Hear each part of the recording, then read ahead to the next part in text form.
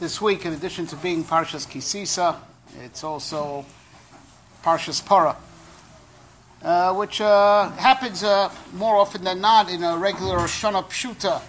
The Seder of the Arba Parshas is pretty much the way it works out, like it did this year.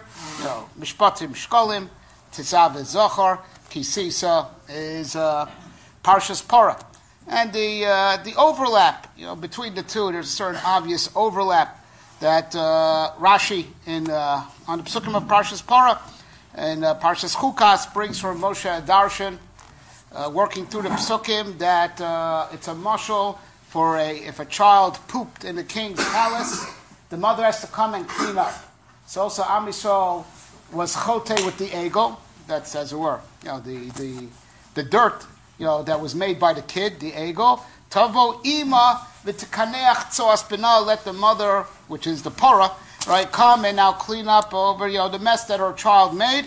Right, that the mitzvah of para aduma is a countermeasure to the chet of egel. And Rashi works through over there in the psukim a certain mida kenega mida, certain things that we do by the para that somehow reflects things that happen at the egel or in the aftermath of the egel.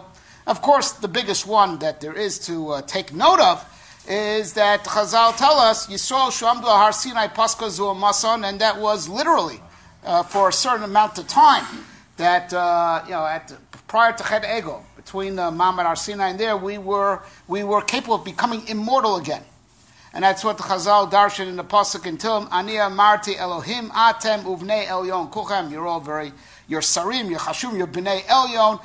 That was at Ma'amad Har Sinai.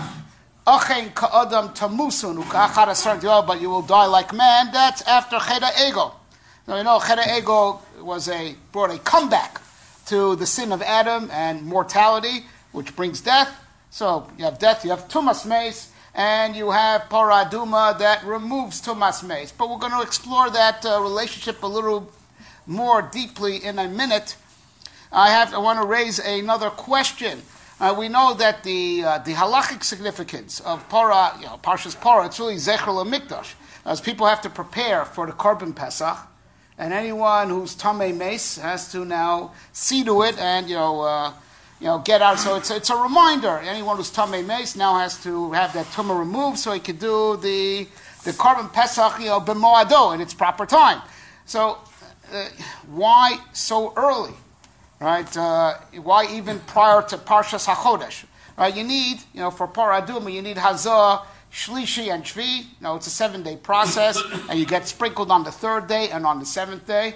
Right? The whole thing could be done, after Rosh Chodesh Nisan. And we're reading Parshas Parsha right after Purim, 30 days ahead. So there's got to be something about it why this Zecher LaMikdash, where it seems to be apropos to be kovet, immediately after Purim, right? That is the next Parsha, even before Parshas HaChodesh, which comes, a whole week before often a week before Rosh Chodesh. Right. The idea is like this, in sin, right? There's multiple things that happen when a person sins, right? There's first of all the actual offense. Right, that there's, you broke the law, you broke God's law. Right? That's one aspect, and which requires tshuva in its, and on this you need slicha and mechila. Right, you need these are the verbs, like when you affront your friend. Right, so you ask for him, you're mevakesh slicha or you're mevakesh mechila. There's these verbs, of forgiveness and forgiveness for the offense. Right, but when you do an aveira, it's not just that you broke the law and you offended HaKadosh Baruch Hu, right? You get dirty, right, and you get impure. Hence the terms also kapara and tahara, which don't apply in ben adam l'chavra, which you say to your friend if you hurt his feelings, techaperli, right? Be matire me, right? These terms only come up like ki bayom hazeh yechaper lechem litareschem lifnei Hashem titharu. These things only come up, when you break Torah law, because Torah law is not just that there's laws that you have to uphold, which would put, that's the same between you and your fellow man. But, Torah is like a cosmic reality, right? It's not just stam legislated. It's something that, we know, istako boraisa bar alma, the laws of the Torah are even more real than the laws of physics, right? So if you, when you do a chet, you pollute the cosmos, right? You cause pollution. Right? But there's two things. You cause pollution and you also cause impurity. Right? So whether it's tumah in the literal halachic sense, right? But there's also that you are adversely affected.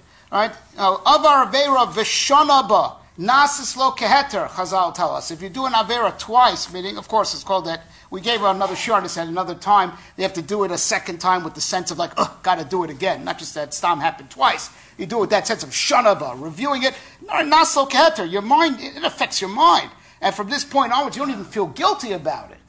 Right? So it brings dirt to the cosmos, and it brings impurity, and hence the other two verbs of cleansing, kapara and tahara. Kapara more, for the damage done. There's cosmic damage, right? And anyone who's learned a little bit of the Nefesh HaChaim and Shar Aleph, that's the whole topic over there. That when you do an aver, you didn't just break the law, right? There are cosmic consequences. He calls it kilkulim in the olamas. Right? You've caused cosmic damage, and that's why the economy will be bad, and that's why the weather will be bad. Why is it so cold now in March? Why? Right? What sin do we do? Right?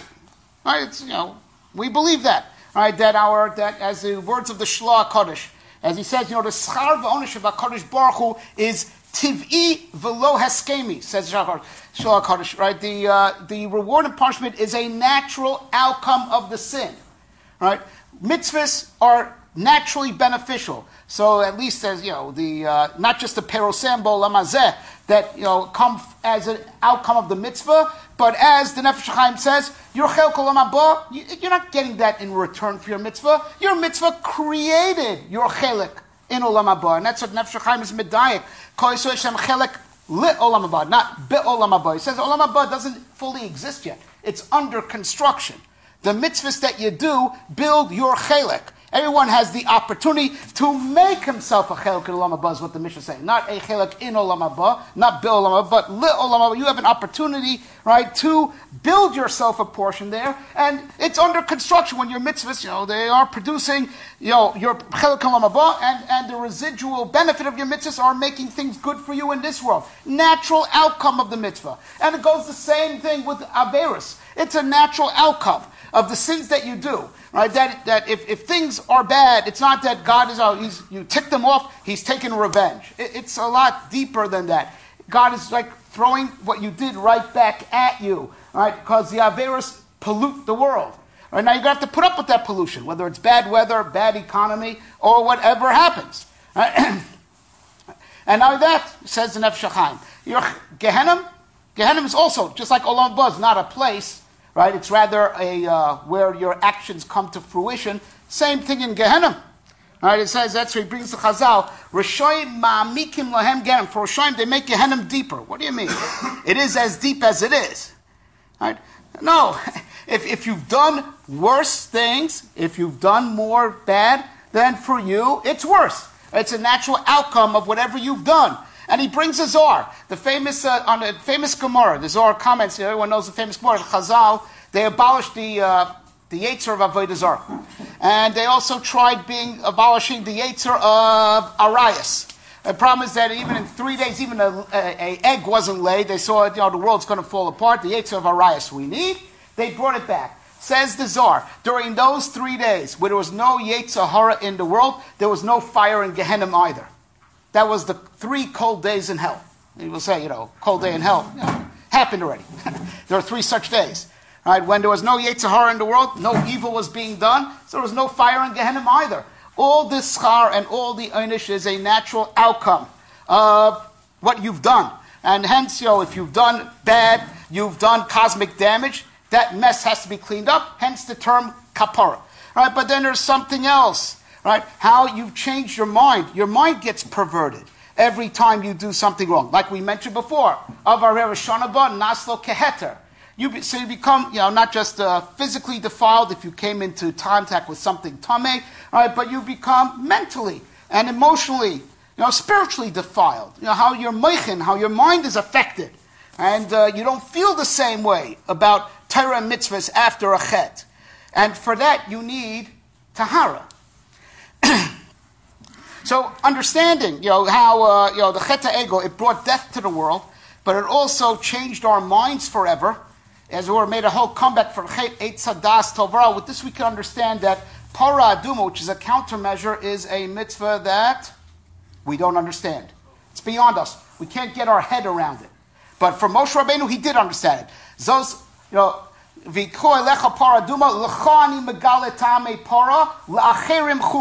understand paraduma, Moshe Rabbeinu. For everyone else, it's a mystery. Why? Because Moshe Rabbeinu wasn't tainted by chet ha'egel, right? So his mind wasn't affected. To him, paraduma makes perfect sense. We were affected by paraduma, and our minds got reduced, right? Chet ha'egel, I'm sorry, paraduma is the countermeasure, right? Right. But we can't do I'm holding on to lo yada between paraduma and chet ha'egel, right?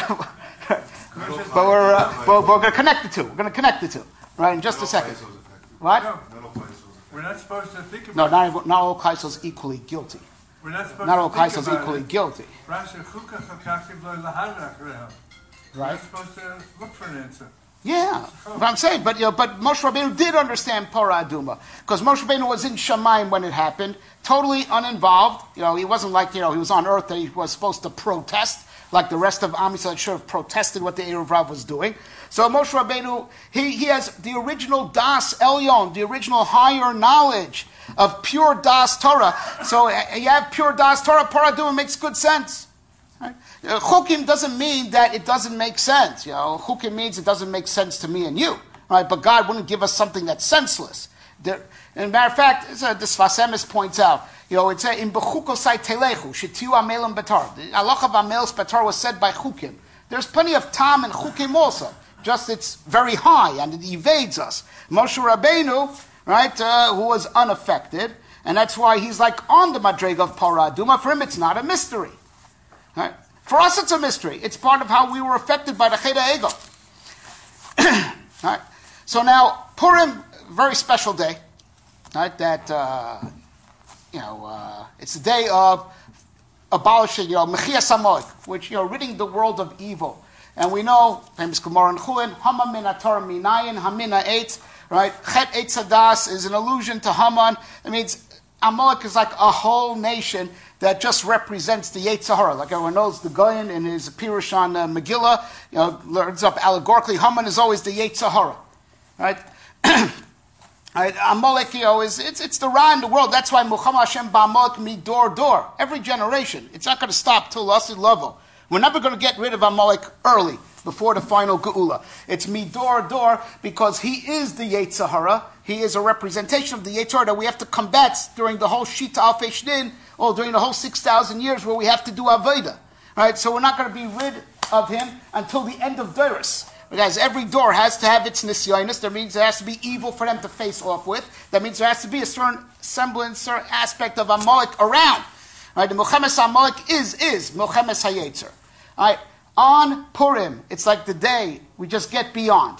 Right? It's a day of enjoying Mechias Amalek. HaKadosh Baruch Hu gives us a taste of Mechias Amalek even within Olam Hazeh. So that's why we have an interesting mitzvah. You got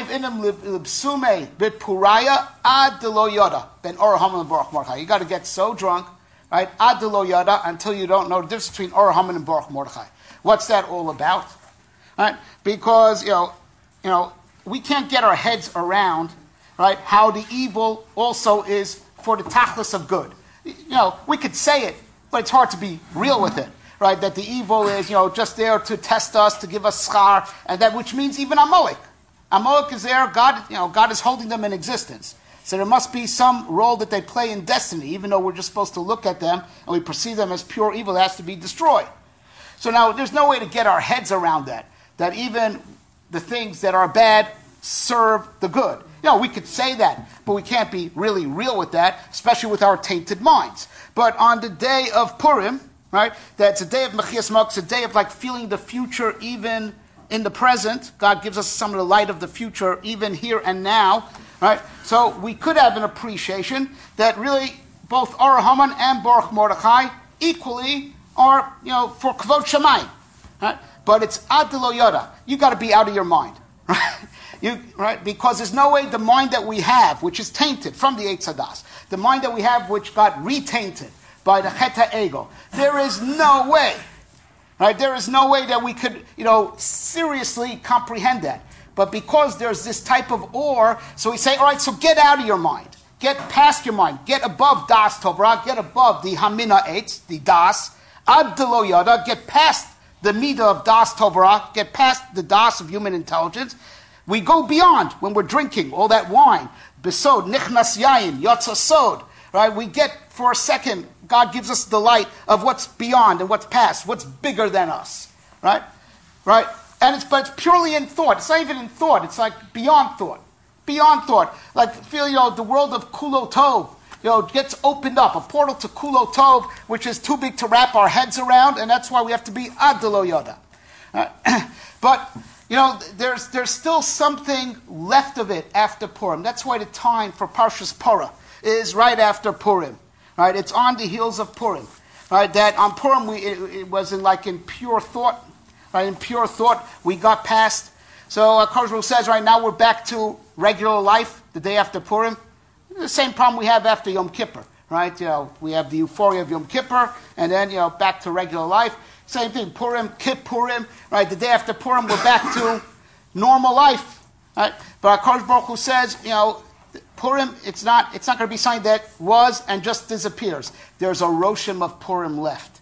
There's a little bit of Roshem. There's still the idea of getting pure and getting past the evil. There's something of that left. And something that you have to build on and try that spark has to be, flared up. Right, so that this upcoming Nisan Beis Hashem is not going to be, Zecher for Gulas Mitzrayim, but it will be, the Geula. B'Nisan Nigol, B'Nisan Atidin Ligal, Chazal say, just like we were redeemed in Nisan, we are destined to be revealed in Nisan. We have to, Chazal were Koveh, Parshas Porah, right after Purim. Right, we had a spark. We got past it. Now we have to be mechazik. The idea of Kedusha and Tara, of getting past the evil, getting past the Tumah, and preparing ourselves more and more for the new reality that Be'ez Hashem Nisan will bring us.